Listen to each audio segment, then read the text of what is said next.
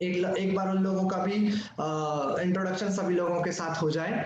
तो मैं एक एक करके जो लोग थोड़े मुझे नए यहाँ पे दिख रहे हैं, मैं उनसे निवेदन करना चाहूंगा, अपना एक इंट्रो दें, मतलब अपना नाम बताएं, आप कहाँ से हैं ये बताएं, और क्या पहले कभी आपने द्रव्य संग्रह जी ग्रंथ पढ़ा है या फिर नहीं पढ़ा है ये भी बताएं, और आप क्यों द्रव्य संग्रह जी पढ़ना चाहते हैं ये भी आप बता सकते हैं। तो सबसे पहले मैं निवेदन करना चाहूंगा अभिलाषा चाची से। मैं तो अभिलाषा चाची को अच्छे से जानता हूं, पर बाकी सब लोगों के लिए भी मैं एक बार अभिलाषा चाची से निवेदन करना चाहूंगा कि वो अपना छोटा सा इंट्रोडक्शन दें।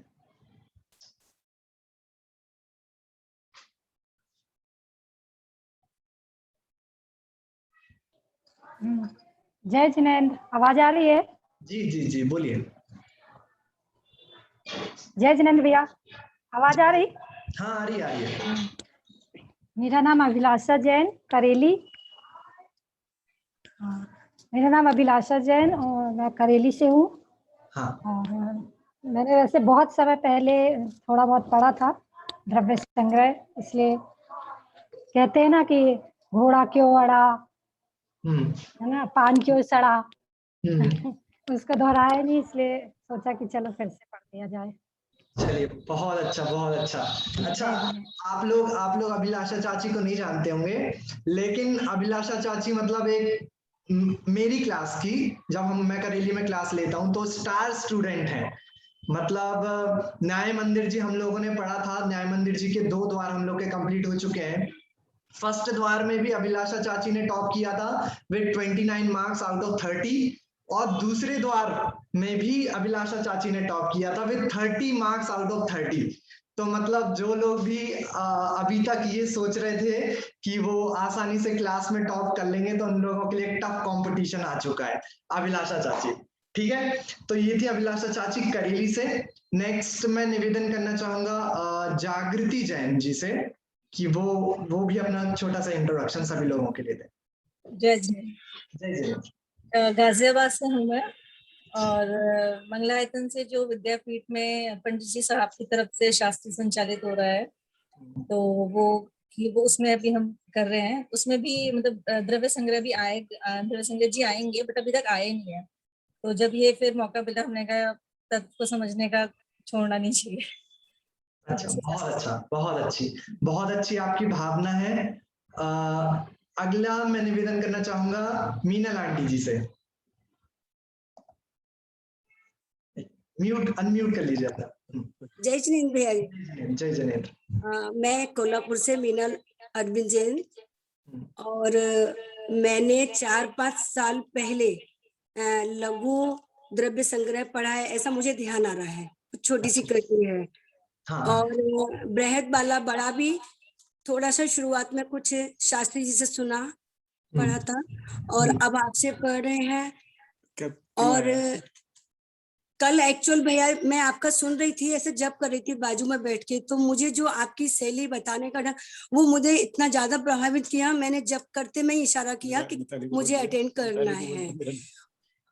हाँ आंटी, वो ग्रंथि इतना सुंदर है, उसमें मेरी शैली हाँ। कुछ नहीं है। और भैया 1 मिनट, ये जो द्रव्य संग्रह ग्रंथ है कि क्यों पढ़ रहे हैं, तो मुझे मेरे मन में जो भावना आई है कि द्रव्य यानी जीव, मैं जीव द्रव्य हूँ और मुझे अपना कल्याण करना है। रियली अंदर से वो फीलिंग है, और मैं उससे बहुत कुछ पाएंगे हम, और हमें आपके लिए आप पढ़ाएंगे रेगुलर। बहुत सुंदर, थैंक यू आंटी। बहुत अच्छा किया आपने ये क्लास ज्वाइन कर ली, और निश्चित तौर पर हम सभी लोग यहाँ पे कल्याण करने के लिए बैठे हैं। तो जो भी तत्व हम यहाँ पे पढ़ेंगे, हमारा मेन ऑब्जेक्टिव, एक अभिप्राय हम पहले ही अंदर बना लें कि हम स्व कल्याण के लिए पढ़ रहे हैं, किसी को और को पढ़ाने के लिए पढ़ रहे हैं, ना किसी और को समझाने के लिए समझ रहे हैं। हम अपने समझने के लिए, अपनी मति को व्यवस्थित करने के लिए ही पढ़ लिख रहे हैं। ठीक है, बहुत अच्छी भावना है आपकी, बहुत अच्छी। अगले मैं निवेदन करना चाहूंगा विद्या शाह आंटी जी से। आप म्यूट हैं आंटी। अब बोलिए। जय जिनेंद्र, मैं मुंबई से हूँ, और शास्त्री का कोर्स कर रही हूँ, जवेरी बाजार मुंबई से चल रहा है, उसका 5वां साल चल रहा है हमारा। विभूति भी हमारे साथ कर रही है। और द्रव्य संग्रह मैंने नहीं पढ़ा है, लेकिन जो जितने ग्रंथ पढ़े उनमें से थोड़ा बहुत जो तत्वों का स्वरूप समझा है, और अभी द्रव्य संग्रह स्पेशल पढ़ाया जा रहा है, तो बहुत इच्छा थी कि सही स्वरूप समझ जाए और गहराई तक समझ जाए, इसके लिए ये ज्वाइन किया है मैंने। बहुत अच्छा, बहुत अच्छा। चलिए, thank you aunty. Next Rajendra Jain uncle. हो सके तो अंकल आप वीडियो भी ऑन कर सकते हैं अपनी। राजेंद्र जैन शायद अनअवेलेबल है वो। चलिए, कोई बात नहीं, कोई बात नहीं। अगले मैं निवेदन करना चाहूंगा सुधीर चाचा जी से। जी, सुधीर चाचा हो सके तो अपनी वीडियो भी ऑन कर लें आप।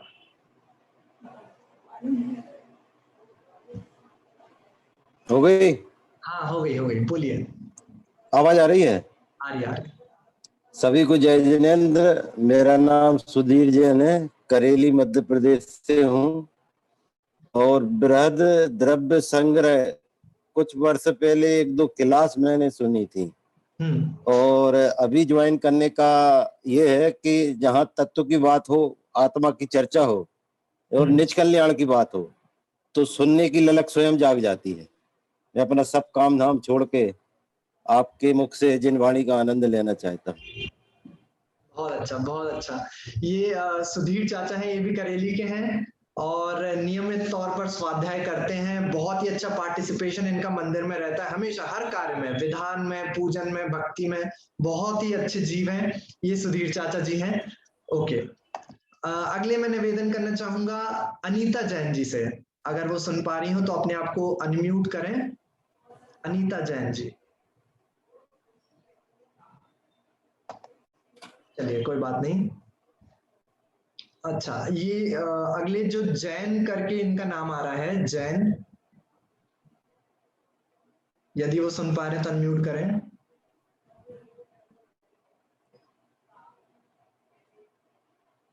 ठीक है, कोई बात नहीं। हाँ, स्वर्णा चाची, स्वर्णा चाची अपने आप को अनम्यूट कर लें। बन जाते हैं।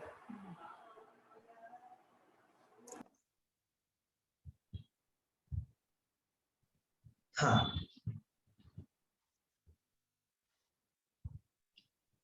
आवाज नहीं आ रही है स्वर्णा चाची आपकी।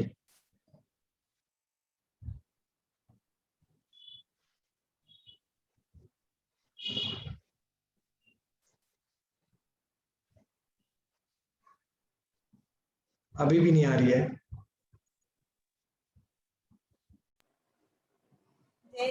हाँ, अब आ रही है, अब आ रही है, बोलिए। अब कछु मत करो, बोलो।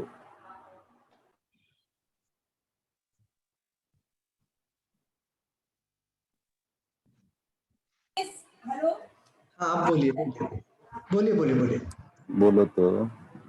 बुधवार को भी क्लास अटेंड की थी और मैं तत्व की बात और द्रव्य संग्रह का वो विस्तार से पूरा सुनना चाहती हूँ, समझना चाहती हूँ, इसलिए क्लास अटेंड।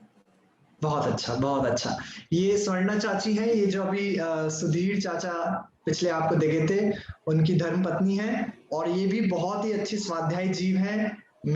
मंदिर में हर क्लास को बहुत अच्छे से अटेंड करती हैं। ये है स्वर्णा चाची करेली से, ठीक है। अच्छा, अगले जो जिनम पाठशाला जिनका नाम आ रहा है, उनसे निवेदन करना चाहूंगा। जी, जय जैन भैया जी। जय जिनेंद्र, जय जिनेंद्र। मैं आज ही से ज्वाइन हुई हूँ, मैं द्रव्य संग्रह सीखना चाहती हूँ। ओके, एक बार अपना नाम भी बता दें और कहाँ से किरण हैं जैन, आप? किरण जैन टड़ा। किरण जैन टड़ा से, ठीक है, बहुत बढ़िया, बहुत बढ़िया। चलिए, अच्छा, ये लास्ट में एक बच्चे हमारे जिनांशी जैन करके जो आ रही हैं,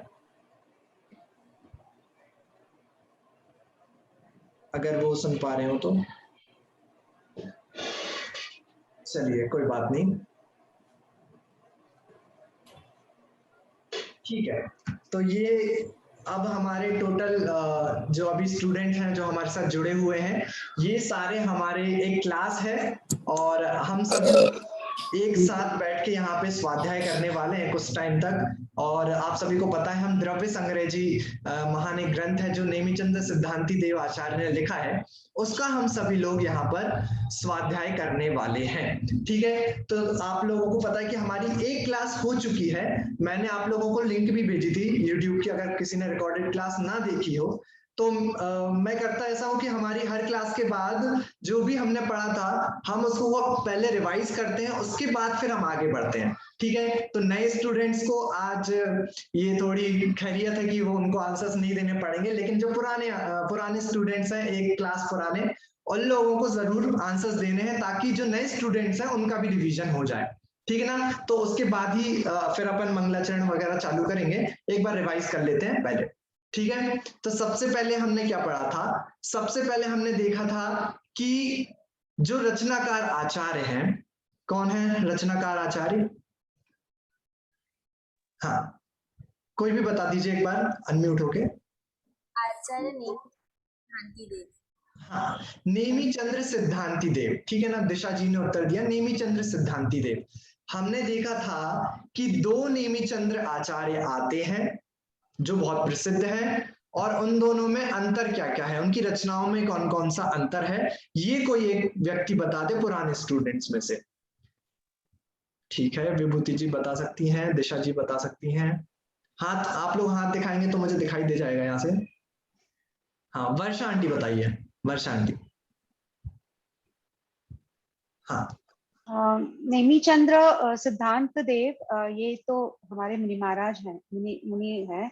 और नेमिचंद्र सिद्धांत चक्रवर्ती इनका नहीं, उल्टा बोला। हाँ, ये इनका पता नहीं है कि ये है मुनि है या आचार्य है। Sorry, I am confused. हाँ, सॉरी। नेमिचंद्र सिद्धांत देव है, इन्होंने बृहद्रव्य संग्रह लिखा है और उसके आगे लिखा है, और नेमिचंद्र सिद्धांत देव ने गोमट सार लिखा हुआ है। सिद्धांत चक्रवर्ती ने गोमट सार लिखा है। ठीक है। और फिर बाद में सूरी जी, ब्रह्मदेव सूरी जी ने इसका विवेचन किया है, इसे टीका लिखी है। ठीक है, बहुत बढ़िया। एक बार मैं बता देता हूँ, द्रव्य संग्रह जी जो ग्रंथ लिखा गया है वो नेमिचंद्र सिद्धांति देव आचार्य ने लिखा है, और जो दूसरे प्रसिद्ध नेमिचंद्र नाम के आचार्य आते हैं उनका नाम है नेमिचंद्र सिद्धांत चक्रवर्ती। उन्होंने गोमट सार जी ग्रंथ लिखा है। ठीक है ना, तो एक का नाम है सिद्धांति देव और एक के नाम में है सिद्धांत चक्रवर्ती, दोनों अलग अलग आचार्य हैं। ठीक है ना, ये क्लियर होना चाहिए। तो नेमिचंद्र सिद्धांति देव आचार्य ने बृहद्रव्य संग्रह लिखा। ठीक है, बृहद्रव्य संग्रह की जो एक प्रमुख टीका है वो लिखी है ब्रह्मदेव सूरी जी ने।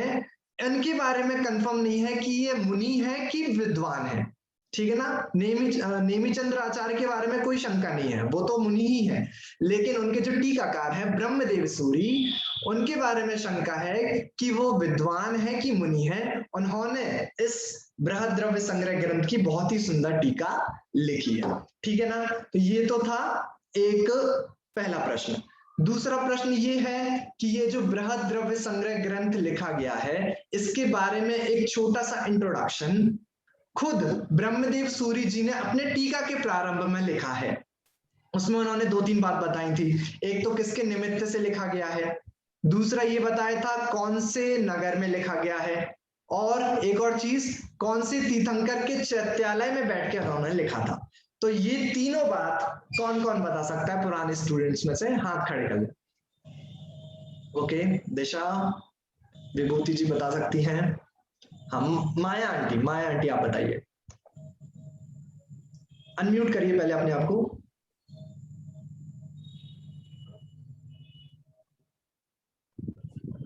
हाँ, आप बोलिए। हेलो। हाँ, वो रचना आश्रम नगर में की थी, और ये मुनि श्रीवतनाथ चैत्यालय में बैठकर की थी। नेमिचंद्र सिद्धांति देव ने। बहुत बढ़िया। और एक हाँ, द्रव्य संग्रह किसके निमित्त से की थी? सोम सेठ। हाँ, सोमराज सेठ के निमित्त से, सोम नामक राज सेठ। बहुत बढ़िया। हाँ, चलिए, यही था उत्तर कि पहली बात कौन से नगर में बैठ के की थी? कि आश्रम नगर में। वहां पर एक मुनि सुव्रतनाथ भगवान का चैत्यालय था, वहां पर बैठकर उन्होंने इस बृहद द्रव्य संग्रह ग्रंथ की रचना करी थी। और सोम नामक एक राजसेठ थे, उनके निवारण करने के लिए, उनको समझाने के लिए उन्होंने इस महान ग्रंथ की रचना करी थी। सर्वप्रथम उन्होंने लघु द्रव्य संग्रह नामक ग्रंथ की रचना करी थी, लेकिन उसको ही विशेष उसका खुलासा करने के लिए उन्होंने उसको और 58 गाथा का ग्रंथ बना दिया और उसका नाम पड़ गया बृहद द्रव्य संग्रह। ठीक है, बहुत बढ़िया। चलिए, अच्छा है कि आप लोग रिवाइज करके आए हैं। फिर इसके बाद हम लोग आ गए थे पूरे ग्रंथ की विषय वस्तु पर। हमने पिछली क्लास में पूरे ग्रंथ की विषय वस्तु समझी थी। तो कौन कौन है जो विषय वस्तु को बता सकता है? पहले मूल अधिकार बता दीजिए और उसमें कौन कौन कितनी कितनी गाथाएं हैं, ये कौन कौन बता सकता है? स्वर्णा चाची अभी बता सकते हैं, आप पढ़ के आइए। बहुत अच्छा, चलिए स्वर्णा चाची बताइए। आवाज नहीं आ रही है। सुधीर चाचा आप अनम्यूट हो जाइए तो आवाज आ जाएगी उनकी भी। हाँ। पहला कौन सा? हाँ। बहुत बढ़िया। फिर सप्त तत्व अधिकार 11 गाथा। हाँ। मोक्ष मार्ग अधिकार 20 गाथा। बहुत बढ़िया। टोटल मिला के कितनी गाथाएं हो गई? 58 गाथाएं। बहुत बढ़िया। ठीक है, तो जो पूरा द्रव्य संग्रह जी ग्रंथ है, ये 58 गाथाओं का ग्रंथ है। पहला अधिकार का नाम है षट द्रव्य अधिकार। ठीक है, षट द्रव्य अधिकार में कितनी? 27 गाथाएं हैं। दूसरा सप्त तत्व अधिकार, इसमें 11 गाथाएं हैं। और तीसरा है हमारा मोक्ष मार्ग अधिकार, जिसमें कि 20 गाथाएं हैं। ऐसे कुल मिलाकर 58 गाथाओं का ये ग्रंथ है। ठीक है, तो हम पूरी टीकाएं तो नहीं पढ़ सकते हैं, लेकिन कुछ प्रमुख गाथाओं की टीकाओं का हम सभी लोग लाभ अवश्य लेंगे। तो चलिए मैं एक बार पीपीटी शेयर कर देता हूं आज की।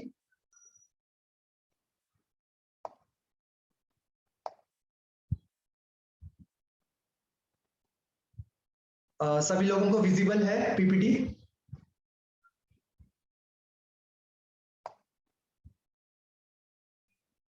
पीपीटी दिख रही है आप लोगों को?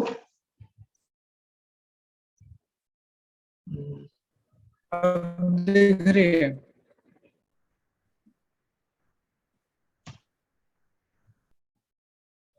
दिख रही है ना आप लोगों को? हाँ जी, दिखाई दे रही है। ठीक है।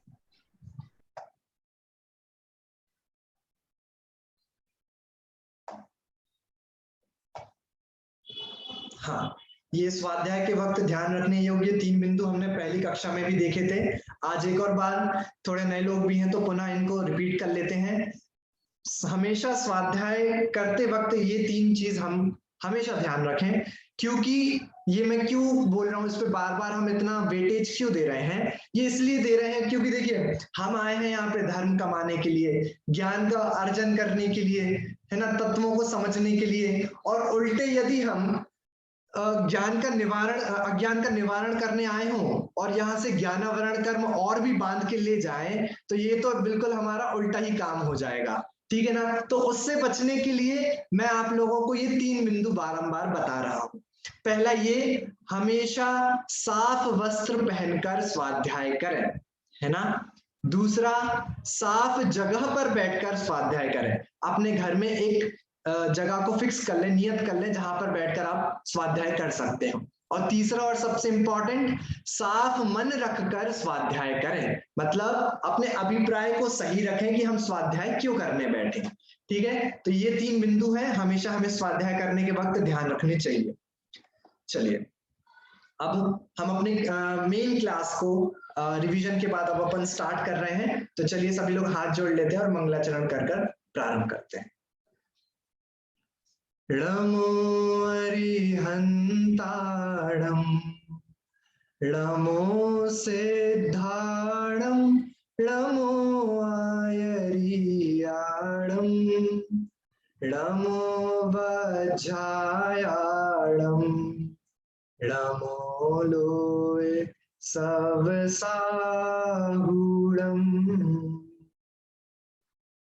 मंगलम भगवान वीरो मंगलम गौतमो गणी मंगलम कुंद कुंदाद्यो जैन धर्मोस्तु मंगलम सर्वमंगल मांगल्यम सर्वकल्याणकारकम प्रधानम सर्वधर्माणां जैनम जयतु शासनम जैनम जयतु शासनम जैनम जयतु शासनम। ये आपके सामने द्रव्य संग्रह जी की प्रथम गाथा है, इसको भी पढ़कर अपन मंगलाचरण करते हैं। जीवम जीवम दवम जिणवर वसहेण जेण रे दिठम देविंद विंद वंदम वंदे तम सर्वदा सिरसा। चलिए, तो अभी हम आज हमारा जो शेड्यूल है उसके हिसाब से हमें प्रथम गाथा जो हमारी मंगलाचरण वाली गाथा है और जो द्वितीय गाथा है उन दोनों को आज हम लोगों को कंप्लीट करना है। तो हो सकता है कि मैं थोड़ी स्पीड से चलूं, पर यदि कुछ भी आपको समझ में नहीं आता है तो आप बीच में ही अनम्यूट होके आप बराबर बोल सकते हैं, अपन उसको फिर से रिपीट कर लेंगे, कोई टेंशन वाली बात नहीं है। आराम से पढ़ेंगे, थोड़ा कभी कभी जल्दी भी करेंगे कहीं पर भी, लेकिन कोई भी डाउट आए तो बिल्कुल भी हिचकिचाइएगा मत, तुरंत आप लोग प्रश्न पूछ सकते हैं क्योंकि आप लोगों के लिए ही प्रमुख रूप से क्लास चल रही है।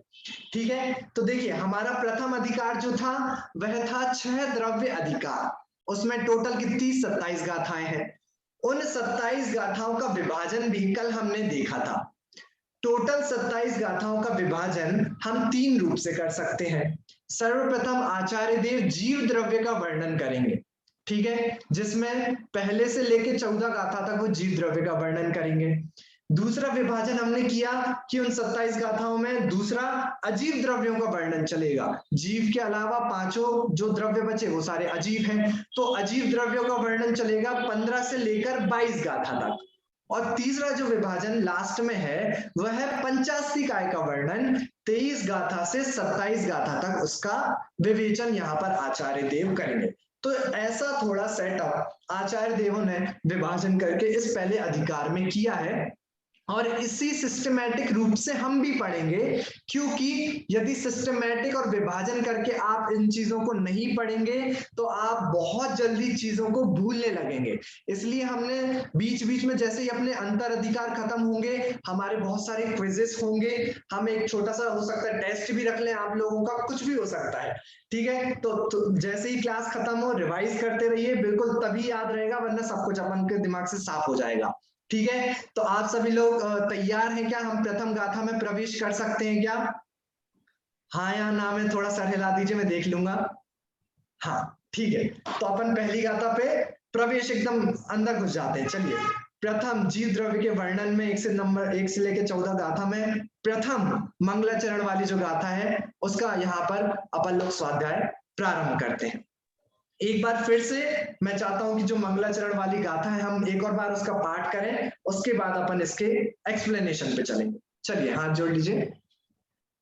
जीवम जीवम दवम जिणवर वसहेण जेण रे दिठम देविंद विंद वंदम वंदे तम सर्वदा सिरसा। कितनी सुंदर गाथा यहाँ पर प्रथम ही नेमिचंद्र आचार्य लिखते हैं और अपने इष्ट को नमस्कार करते हैं। देखिए अर्थ क्या है, मैं चाहता हूं कि अपन प्राकृत से ही इसका अर्थ देखें, इसलिए मैंने हिंदी में कोई अर्थ यहाँ पे आप लोगों के लिए नहीं लिखा है। देखिए, जीव मजीवम दवम, जीव और अजीव द्रव्यों को, ठीक है, जिणवर वसहेण, जिनवर ऋषभ, वसहेण मतलब ऋषभ, जीण जिन्होंने, ऋद्दिठम, ऋद्दिठम मतलब निर्दिष्ट किया, बताया, व्याख्यान किया। और वो कैसे हैं जिनवर कि देविंद विंद वंदम, देविंद मतलब देवेंद्रों के द्वारा, विंद मतलब वृंद मतलब देवेंद्रों के समूहों के द्वारा, वंदन वंदम वंदनीय है। ठीक है, ऐसे जिनवर ऋषभ को वंदे, मैं भी वंदना करता हूं। तम सव्यदा सिरसा, कैसे नमस्कार करता हूं कि सिरसा नतमस्तक होकर नमस्कार करता हूं। और कब कब नमस्कार करता हूं कि सव्यदा, सव्यदा मतलब सर्वदा, हमेशा नमस्कार करता हूं। बताइए, नतमस्तक होकर हमेशा नमस्कार करता हूं। तो देखिए यहां पर अब मैं इसके विवेचन पे चलूं थोड़ा। तो देखिए ये तो एक सामान्य सा अर्थ हो गया, लेकिन कुछ कुछ पद हैं जिनको मैं विशेष रूप से आप लोगों के सामने उजागर करना चाहता हूं। पहला शब्द जो है वो देखिए इंपॉर्टेंट है, सव्यदा। आचार्य देव लिखते हैं कि मैं हमेशा आपको नमस्कार करता हूं। तो देखिए आप लोगों को भी पता होगा, जैसे आप लोग क्लासेस में पढ़ते हो तो कोई ना कोई एक ऐसा शरारती सा विद्यार्थी जरूर होता होगा, एक जो बहुत ही चुलबुल होता है, जो अजीब अजीब टाइप के प्रश्न पूछा करता है एक टीचर से, ठीक है ना। ऐसे ही एक शायद कोई विचित्र सा कोई एक विद्यार्थी होगा आचार्य देव के सामने, इसलिए हम एक काल्पनिक नाम ही उसको दे देते हैं विचित्र कुमार। आप इसको बार बार सुनेंगे।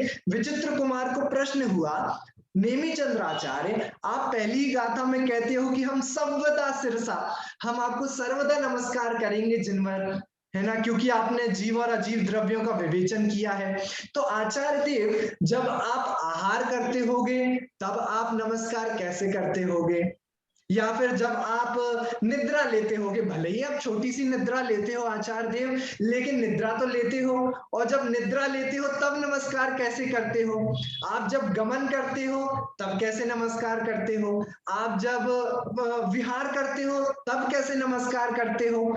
ठीक है, तो ऐसे विचित्र विचित्र सवाल जब विचित्र कुमार ने आचार्य देव के सामने कहे, ठीक है, तो आचार्य ने उसका उत्तर दिया, अरे विचित्र कुमार, नमस्कार भी तो दो प्रकार के होते हैं ना, नमस्कार भी तो दो प्रकार के होते हैं, एक होता है भाव नमस्कार, एक होता है द्रव्य नमस्कार।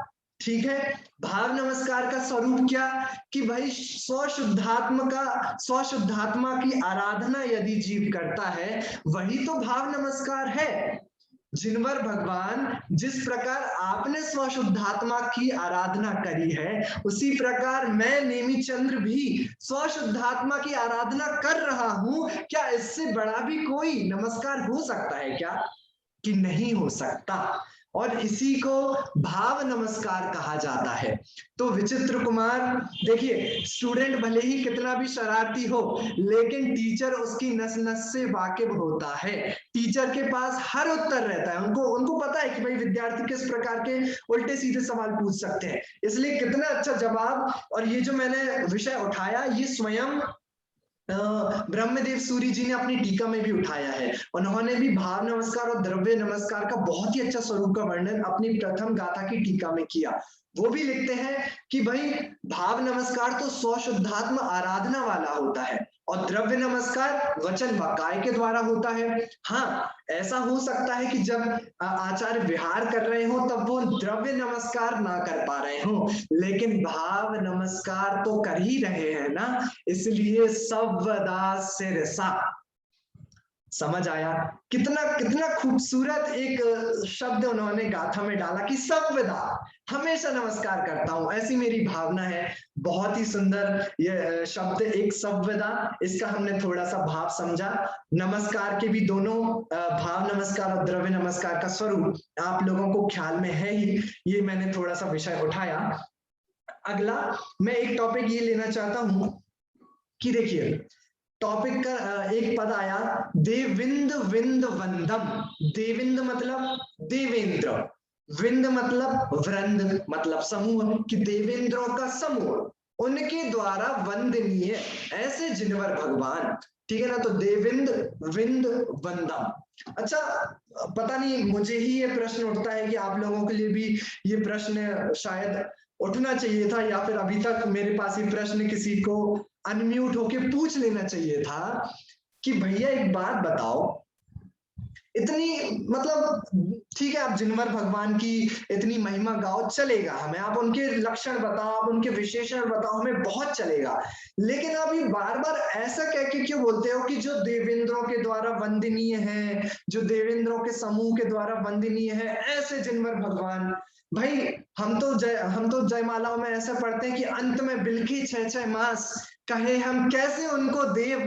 भाई उनके भव की क्या महिमा, क्योंकि आप अंत में तो बिलख बिलख के रो ही रहे हो। ठीक है, तो देवेंद्र भी उनको वंदन करते हैं। इस प्रकार से परिचय आचार्य सॉरी अपनी टीका में जब देवेंद्र विंद वंदम का अर्थ लिखते हैं तो वो बहुत ही अच्छा एक शब्द प्रयोग करते हैं। वो कहते हैं मोक्ष अभिलाषी देवेंद्रों के द्वारा वंदित। मात्र देवेंद्रों द्वारा वंदित नहीं, मोक्ष अभिलाषी देवेंद्रों के द्वारा वंदित।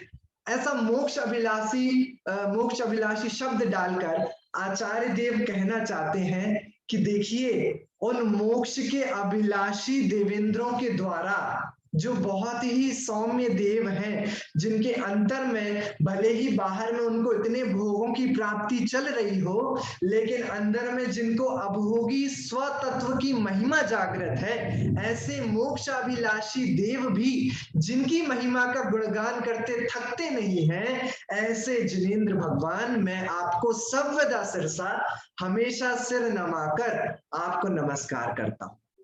ठीक है, ये इसकी व्याख्या है। ठीक है, तो एक तो ये मुझे टॉपिक लेना था। दूसरा इसमें इंपॉर्टेंट टॉपिक ये है कि यहाँ पे लिखा देवेंद्र विंद, देवेंद्रों के समूहों के द्वारा वंदनीय। तो ये देवेंद्रों के समूह मतलब कि भाई हमें तो पता है 100 इंद्र होते हैं, लेकिन हमें 100 इंद्रों के नाम याद नहीं होते। मतलब 100 इंद्रों में विभाजन किस प्रकार है, उसके लिए भी मैंने देखिए आप लोगों के सामने स्क्रीन पे आ रही है एक गाथा है, जिसके द्वारा आसानी से आपको 100 के 100 इंद्रों के नाम याद हो जाएंगे। और मैं आपसे चाहूंगा कि ये गाथा हम सभी लोगों को कंठस्थ हो जाए।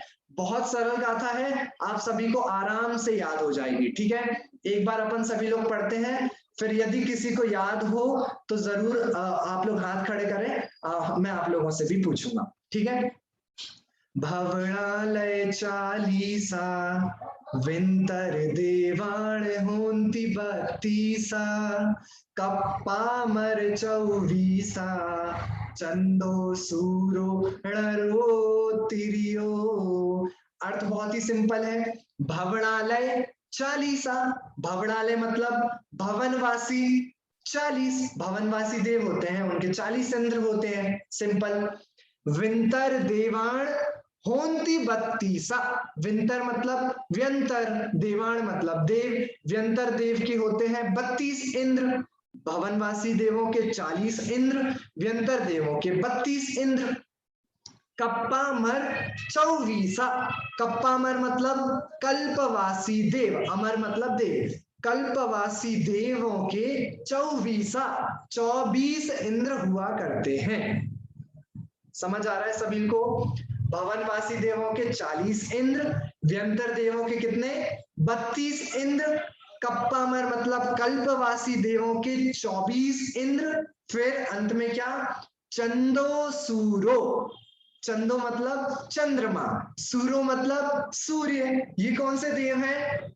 ये कौन से देव हैं? ज्योतिषी देव। बहुत बढ़िया, ज्योतिषी देव। ठीक है, तो चंदो और सूरो ये होते हैं ज्योतिषी देव के इंद्र। और णरों का एक ही इंद्र होता है, मनुष्यों का एक इंद्र होता है। कौन? चक्रवर्ती। ठीक है, और त्रियंचों का भी एक इंद्र होता है, वो होता है सिंह। ठीक है, तो देखिए भवनालय 40, भवनवासी के 40 प्लस व्यंतर देवाण होंति 32, व्यंतर देव के 32, कुल मिला के हो गए 72। कल्पवासी देवों के 24, कुल मिला के हो गए आपके 96। मनुष्यों के 1, त्रियंचों के 1, 98। यहाँ पे मुझसे चंद्र और सूर्य, चंद्रमा और सूर्य यहाँ पे लिखना भूल गया हूं मैं, तो वो 2, तो हो गए कुल मिला के आपके 100 इंद्र। ठीक है, सरल है, सभी लोगों को याद हुआ क्या? यहाँ पे मैं पीपीटी में चंद्रमा और सूर्य लिखना भूल गया हूँ, वो मैं एडिट करके आपको फिर से भेज दूंगा। अभी कौन कौन बता सकता है? मैं बता सकती हूँ। हाथ खड़े कर लीजिए, अभी मैं देख रहा हूँ कौन कौन बता सकता है सबसे पहले। ठीक है, सरोज आंटी बता सकती हैं। दिया। अभिलाषा चाची को याद हो गया होगा। अरविंद अंकल बता सकते हैं। विभूति जी बता सकती हैं। सुधीर चाचा भी बता सकते हैं। बहुत बढ़िया। मीनल आंटी याद हुआ? बहुत अच्छा, बहुत अच्छा। विद्या आंटी को भी याद है। श्रुति जी को याद हो गया है। हाँ, माया आंटी को याद है। वर्षा आंटी, हाँ। चलिए, ये मैं अनम्यूट आपको कर रहा हूँ। वर्षा जंजी जो आ रही हैं, अपने आप को अनम्यूट करिए। हेलो, बताइए। हाँ भैया। भवनालय 40 व्यंतर देवान होंती 32 कप्पा मर 24 चंदो सूरो ने टिरिया। ये लास्ट वाला जरा रणो तिरियो, चंदो सूरो रणो तिरियो। हाँ ठीक है। अच्छा, अब ये देख के बोला है आपने, बिना देखे बोला है? नहीं, पहले का याद था। हाँ, पहले का याद था। बहुत अच्छा। ओके, अच्छा, अब बिना देखे पूरा बता पाएंगे आप? बिना देखे ही बताया था अभी भी। अच्छा, चलिए वापस बताओ। हाँ, एक और बार अब बताइए बिना देखे। हाँ, भवनालय 40 व्यंतर देवान होंती 32 कप्पा मर 24 चंदो सूरो नरी तिरियो। रणो तिरियो। हाँ, नरो तिरियो। बहुत बढ़िया, बहुत अच्छा, बहुत अच्छा। चलिए, बहुत ही अच्छा। अच्छी बात है भाई, इतना अच्छा क्षयोक्षम है, 2-3 बार अपन ने पढ़ा और सभी लोगों को याद हो रहा है। ये तो बहुत गजब की बात है। चलिए, हाँ, सुधीर चाचा बताएंगे। सुधीर चाचा आप बताइए। नहीं, बिना देखे नहीं बता सकते। अरे बिना देखे बताइए। चलिए, कोई बात नहीं। भवनवासी के 40, हाँ, व्यंतर के 32, बहुत बढ़िया, और कल्पवासी 24, कल्पवासी 24, और ज्योतिष में चंद्र और सूर्य 2, हाँ, और मनुष्य में 1 चक्रवर्ती और त्रियंच 1 शेर है। बहुत अच्छा, बहुत अच्छा। बस कोई बात नहीं। इसमें एक प्रश्न है। हाँ, बताइए। त्रियंच में शेर को किस आधार पे देव लिया है? इंद्र माना गया है उसको, क्योंकि अच्छा। ऐसा माना जाता है कि सिंह सबसे अधिक ताकतवर होता है। ठीक है, तो इस अपेक्षा से सिंह मान लिया गया है। ठीक है, बहुत बढ़िया। आपको 100 इंद्रों के, चलिए, गाथा भी आपको मैं उम्मीद करता हूँ जल्दी याद हो जाएगी, पर आपको 100 इंद्रों के नाम याद हो गए, ये भी बहुत अच्छा है। चलिए, विदेही जैन आपको याद हुए?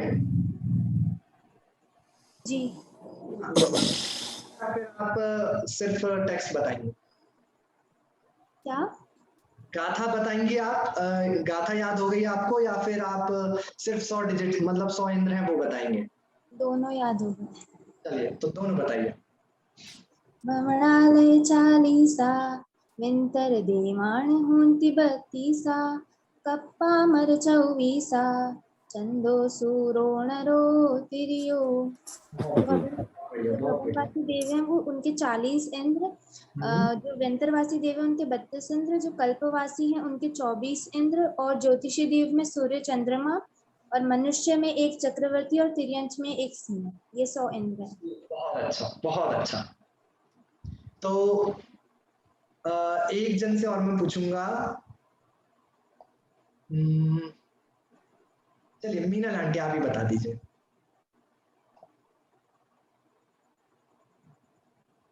एक मिनट, अनम्यूट करिए पहले। जय जैन भैया।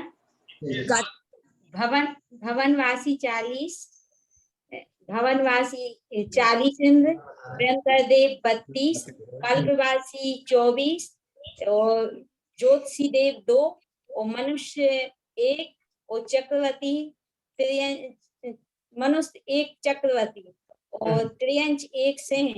इस प्रकार 100 इंद्र है। बहुत अच्छा, बहुत अच्छा।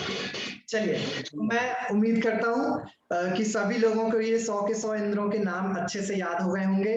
नहीं हुए हैं तो पीपीटी में भेजूंगा, ये कल फिर से सुनेंगे ही अपन। तो कोई भी ना सोचे कि वो बच के निकल जाएगा। ठीक है, तो कल आज जिससे पूछ लिया है उनसे कल फिर से भी पूछ सकते हैं, और जिनसे नहीं पूछा उनसे भी पूछ सकते हैं। तो अच्छे से इनको याद करके आप लोग आए। ठीक है, बहुत अच्छा। चलिए, तो अपन अपने विषय में आगे बढ़ते हैं।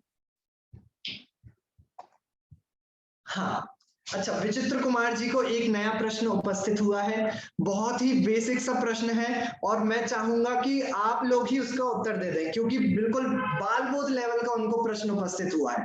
ठीक है ना। विचित्र कुमार जी आचार्य देव से कहते हैं, नेमीचंद्र आचार्य एक बात बताओ, हमने तो सुना है कि भाई अरहंत परमेष्ठी के 4 घाती कर्मों का नाश हुआ है, ठीक है, और जो सिद्ध भगवान हैं उनके 8 कर्मों का नाश हो गया है, तो भी आप मंगलाचरण की पहली गाथा में जिनवर कह रहे हो, अरहंत परमेष्ठी को याद कर रहे हो, लेकिन आप सिद्ध परमात्मा को याद ही नहीं कर रहे हैं, ऐसा क्यों?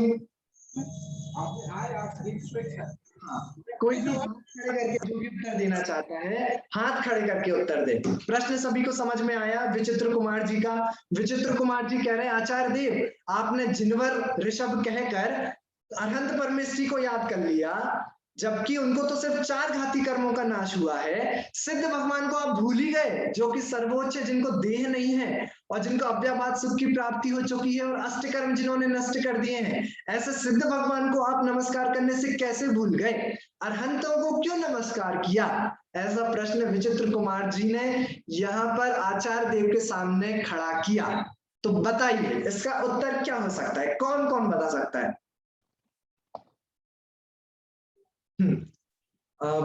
सुरभि जी आप बताइए। भले ही सिद्ध भगवान के 8 घाती कर्मों का नाश हुआ है, लेकिन फिर भी वे हमें इसका उपदेश नहीं देते हैं, इसका उपदेश अरिहंत ही देते हैं और सिद्ध भगवान को भी बताने वाले अरिहंत है, इसलिए हमारे को पहले नमस्कार। बहुत अच्छा, बहुत अच्छा, बहुत अच्छा।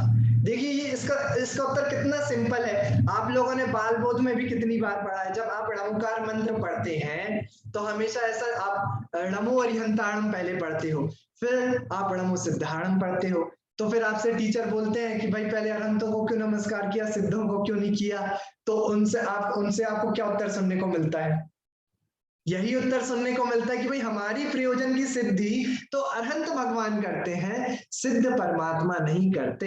हमें उपदेश तो अरहंत परमात्मा देते हैं, सिद्ध परमात्मा नहीं देते, इसलिए यथा तथा अरहंत भगवान को ही याद किया जाता है। मंगलाचरणों में अरहंत परमेष्ठियों को ही नमस्कार किया जाता है। ठीक है, ये एक छोटा सा डिस्कशन और था।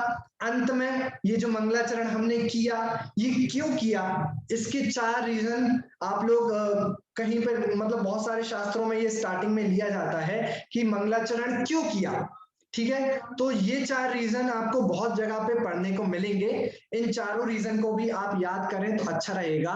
मंगलाचरण क्यों, इसका सबसे पहले रीजन ये है कि इससे नास्तिकता का परिहार होता है, नास्तिकता का नाश होता है। मतलब कि भाई मंगलाचरण में आप अपने इष्ट को याद कर रहे हो, तो इसका मतलब तो ये हुआ कि आप नास्तिक तो नहीं हो। क्यों? क्योंकि भाई नास्तिक होते तो इष्ट को कोई क्यों याद करता? नास्तिक का तो कोई इष्ट होता ही नहीं है। तो सबसे पहले नास्तिकता का त्याग करने के लिए आप मंगलाचरण कर रहे हैं। दूसरा, शिष्टाचार का पालन करने के लिए आप मंगलाचरण करते हैं। तीसरा, इष्ट देव को आप याद कर रहे हैं, आपको पुण्य की प्राप्ति होगी। चौथा, समस्त विघ्नों के विनाश करने के लिए आप मंगलाचरण करते हैं। ये 4 रीजंस हैं जिनके लिए हम मंगलाचरण किया करते हैं। और आचार्य देव ने भी यहाँ पर जिनवर ऋषभ को नमस्कार कर कर यहाँ पर मंगलाचरण रूप प्रथम गाथा लिखी है। एक बार हम फिर से, हमारी ये गाथा कंप्लीट हो रही है तो मैं चाहूंगा एक बार फिर से अपन इस गाथा का पाठ करते हैं, उसके बाद हम द्वितीय गाथा पर अपनी आगे बढ़ सकते हैं। तो चलिए एक और बार अपन इसका पाठ करते हैं। जीवम जीवम दवम जिणवर वसहेण जेण रे दिठम देविंद विंद वंदम वंदे तम सर्वदा सिरसा। ये थी हमारी प्रथम गाथा। प्रथम गाथा में आचार्य देव ने जीव और अजीव द्रव्यों को बहुत मतलब अच्छे तरीके से निर्दिष्ट करने वाले ऐसे जिनवर ऋषभ को नमस्कार किया। तो देखिए ये जो हमारा प्रथम अधिकार प्रारंभ हो रहा था, जैसा मैंने आप लोगों को बताया था कि इसमें जीव द्रव्यों का सबसे पहले निरूपण आचार्य देव 14 गाथाओं में करेंगे।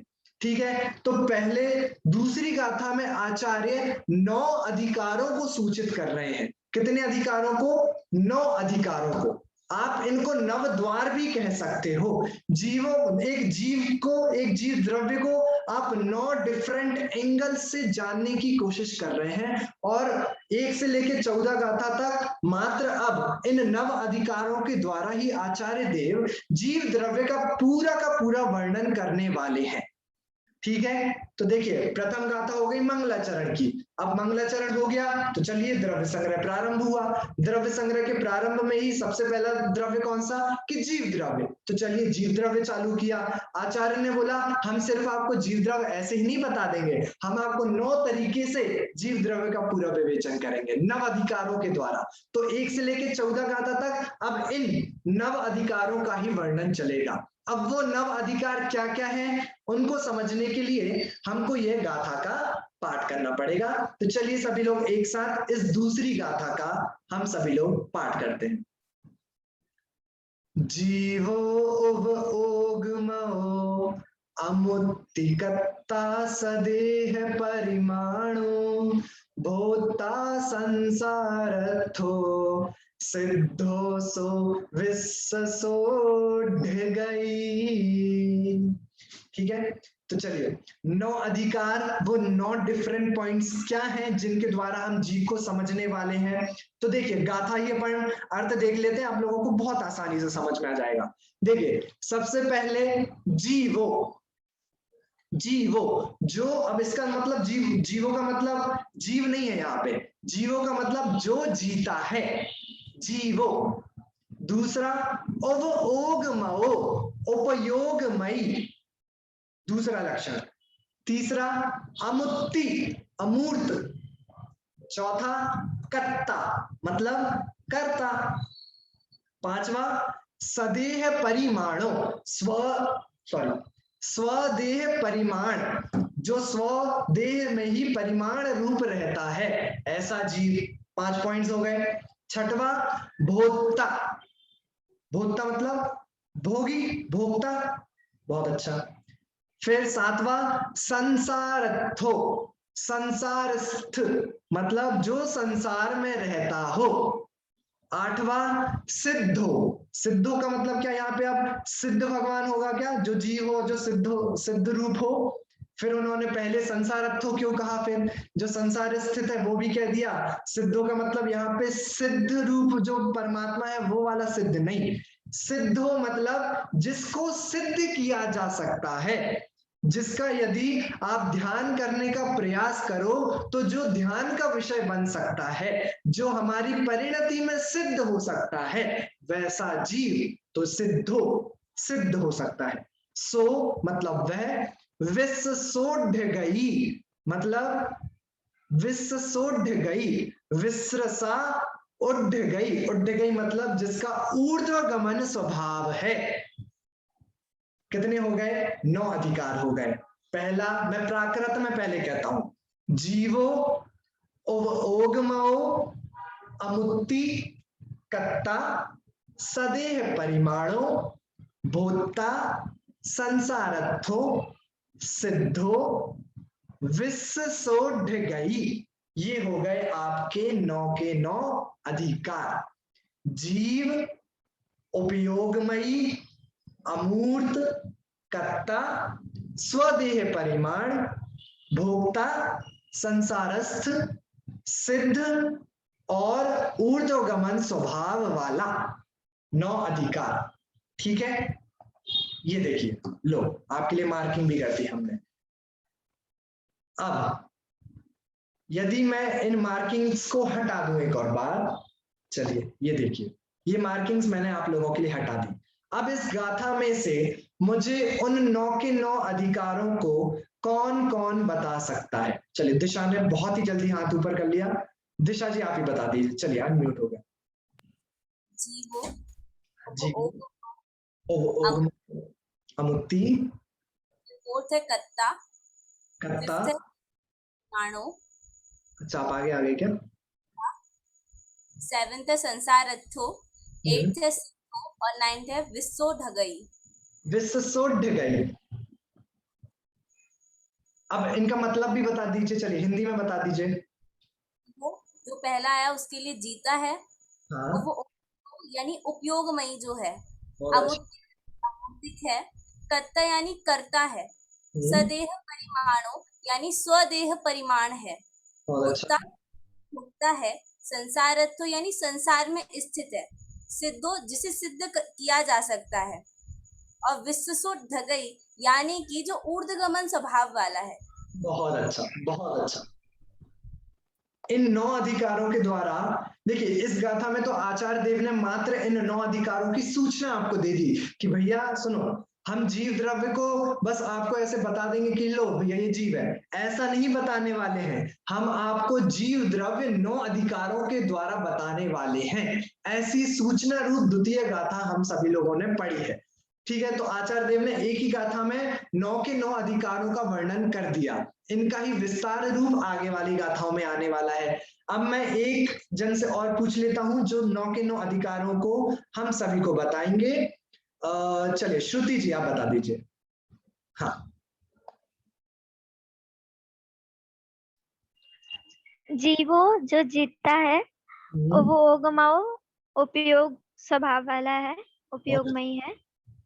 अमूर्ते अमूर्तिक है, करता है, सदेह परिमाणो स्वदेह परिमाण वाला है, भोक्ता भोक्ता है, सुख दुख अपने ही सुख दुख का भोक्ता है, संसार अथवा संसार में स्थित है, सिद्धो जो सिद्ध है, विश्वसो ढगई विश्वसा मतलब स्वभाव से ही ढगई ऊर्ध्वगमन वाला है। बहुत अच्छा, बहुत अच्छा। चलिए अच्छा, अब कोई बिना देखे क्या 9 के 9 अधिकारों को बता सकता है क्या? बिना गाथा देखे? गाथाओं से अर्थ निकालना तो आपको आ गया, गाथा में हमने मार्किंग भी कर ली। कोई जो है, कोई एक स्टार स्टूडेंट जो 9 के 9 अधिकारों को बिना देखे बता सकता है? अच्छा, विभूति जी बता सकती हैं, सुरभि जी बता सकती हैं, सरोज आंटी हैं, विदेही जैन है। किसी से पूछते हैं जिन्होंने अभी तक उत्तर नहीं दिया है। अभिलाषा चाची याद हुए क्या?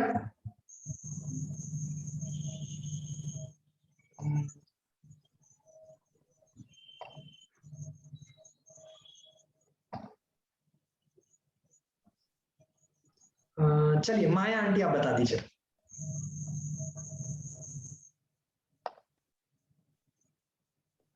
जियो जो जीता है।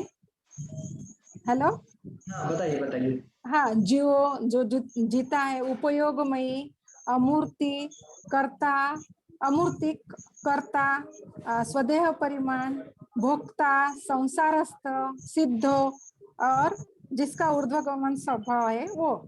बहुत अच्छा, बहुत अच्छा, गजब।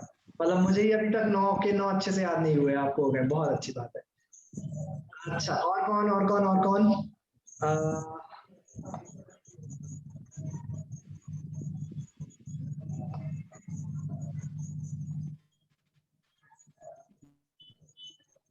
हाँ, विद्या आंटी याद हुई क्या आपको?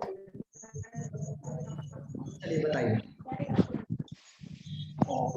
वो जो जीता है उसका उपयोगमयी स्वभाव है, अमूर्तिक है, करता है, भोक्ता है, नहीं स्वदेह परिमाण वाला है, भोक्ता है, जो संसार में रहता है, जिसको सिद्ध किया जा सकता है और जिसका ऊर्ध्वगमन स्वभाव है।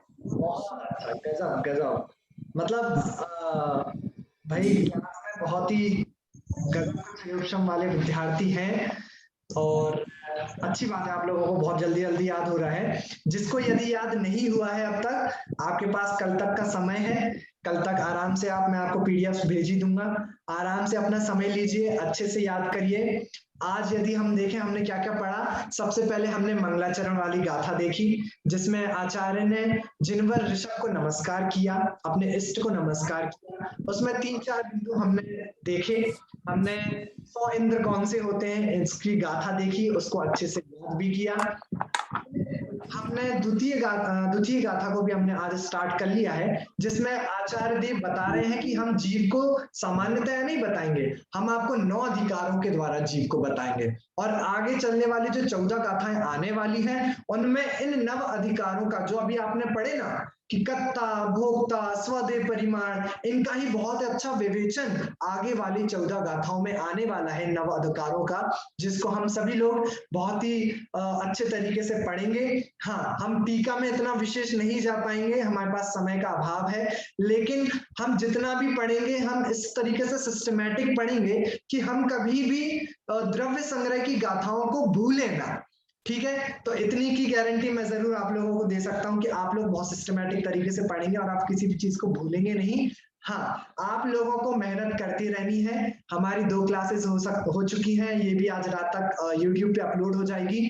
तो यदि किसी अभी भी नए व्यक्ति को जुड़ना हो, आप लोगों के संपर्क में हो, आप उन लोगों को जोड़ सकते हो, उनको लिंक भी दे दीजिएगा, YouTube के माध्यम से वो देख सकते हैं, उनका आप लोग भी रिवीजन करवा सकते हो। कल हम आगे जो 3, 4 और 5वीं गाथा है, इन सभी को हम कल पढ़ेंगे। आप लोग चाहें तो घर से उसको पढ़कर आ सकते हैं, लेकिन आज जो पढ़ा है उसको रिवाइज कर अवश्य आए, क्योंकि क्लास के प्रारंभ में कल आप लोगों से ये सब पूछा जाएगा। ठीक है, तो आज की क्लास अपनी थोड़ी लंबी हो गई, थोड़े टेक्निकल एरर भी हो गई थी स्टार्टिंग में, तो उसके लिए मैं आप लोगों से क्षमा मांगता हूँ। चलिए अपन आज की क्लास को यहीं पे समाप्त करते हैं। सर एक सेकंड, वो अपने मंगलायतन के लोगों का क्या सिंबल का क्या मीनिंग है, उसका थोड़ा बताएंगे हमें? मंगलायतन के सिंबल का या मंगल विद्यापीठ? अपने मंगल विद्यापीठ का सिंबल है ना वो, उसका कुछ अच्छा लोगो का। हाँ, देखिए आपको दिख रहा होगा, एक मिनट में फर्स्ट स्लाइड लगाता हूँ, इसमें साफ दिखेगा।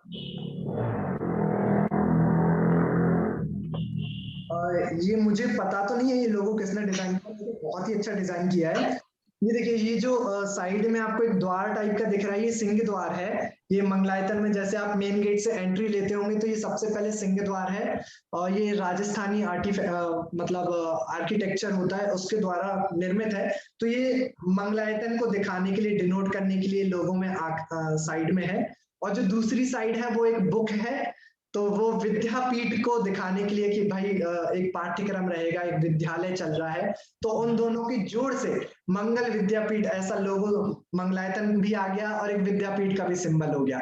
उन दोनों को जोड़ के ये सिंबल बनाया गया है। और एक माउस वाला आपको क्लिक भी दिख रहा होगा, तो ऑनलाइन चलने वाला तो उसको भी उन्होंने डिनोट कर दिया। तो बहुत ही अच्छे तरीके से ये लोगो बनाया गया है। तो बस एक इन सभी चीजों को जोड़ के ये लोगो तैयार किया गया है। ठीक है, किसको प्रश्न था? मुझे वीडियो नहीं देख पाया मैं। अच्छा, वर्षांति, ठीक है। चलिए, जिनवाणी स्तुति। निज में बताई उसके लिए जिनवाणी नाथ शतवारे। नौ बार नमस्कार।